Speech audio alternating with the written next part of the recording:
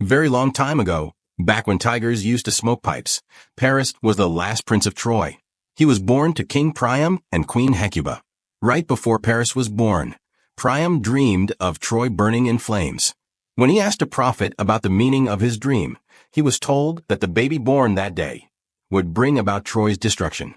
Hearing this, Priam ordered a herdsman named Agelaus to kill the baby born that day, his own son. But Agelaus couldn't bring himself to kill the infant. Instead, he took the baby home, named him Paris, and raised him as his own child. As Paris grew into a fine young man, one day Hermes appeared before him with Hera, Athena, and Aphrodite.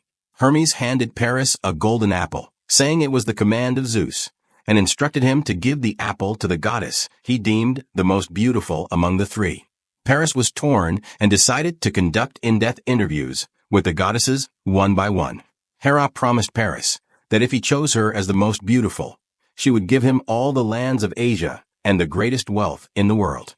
Athena promised that if he chose her, she would make him an invincible warrior who would win every battle. Lastly, Aphrodite promised that if he chose her, she would give him the most beautiful woman in Greece, Helen.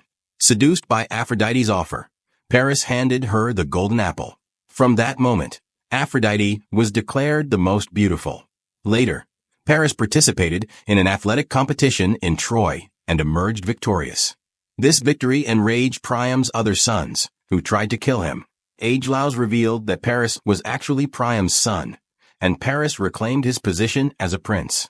Sometime after, Priam organized an expedition to rescue his sister Hesione, and Paris volunteered to lead the mission. The expedition reached Sparta, where King Menelaus of Sparta hosted a grand feast to welcome the visitors. Following Aphrodite's guidance, Paris seduced Helen during the visit.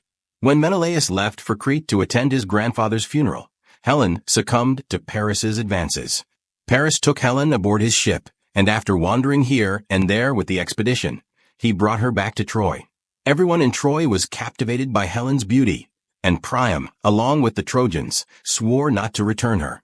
Meanwhile, Menelaus, upon discovering Helen's abduction by Paris, was enraged and summoned the united Greek forces.